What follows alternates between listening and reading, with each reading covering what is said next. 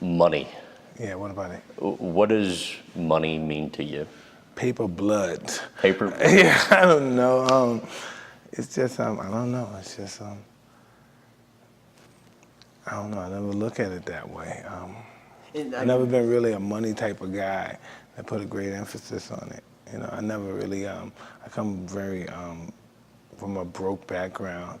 So I never really had great emphasis. I never really learned the art of handling money as a kid. You know, that's an art. That's why only a few people maintain it, because it's an art, and I never possessed it at that time. You said you haven't been a money type of guy, and it's interesting you say that because, I mean, I was reading, might have been a Sports Illustrated article or some magazine article from the 90s, and it focused on just your spending and, you know, the excess of the Mike Tyson then the you know, media sort of portrayed you to be.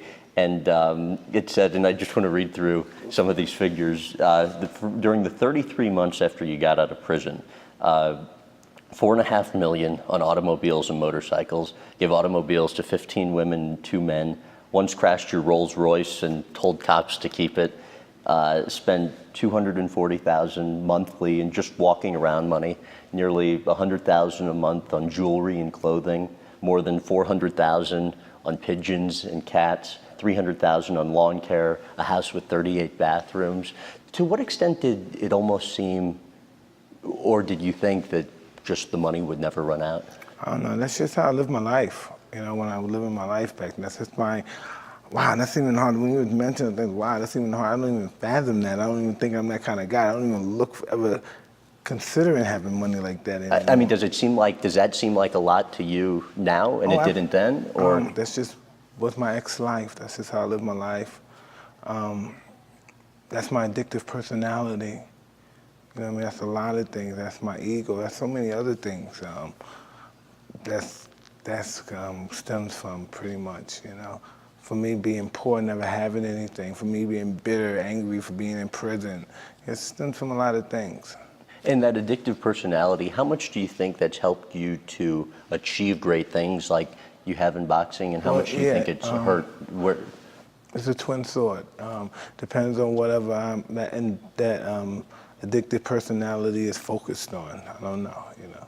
If I'm interested in destroying myself, I'm great. If I'm interested in exalting myself, that's good too, you know.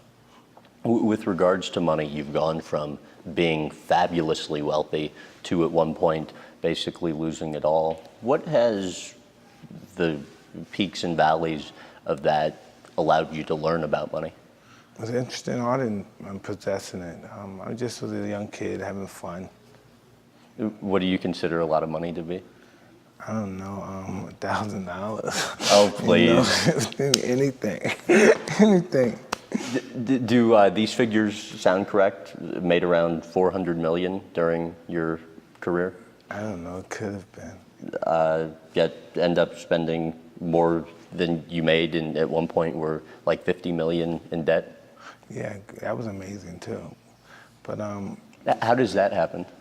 Just being reckless and young and foolish and stuff, and really not caring.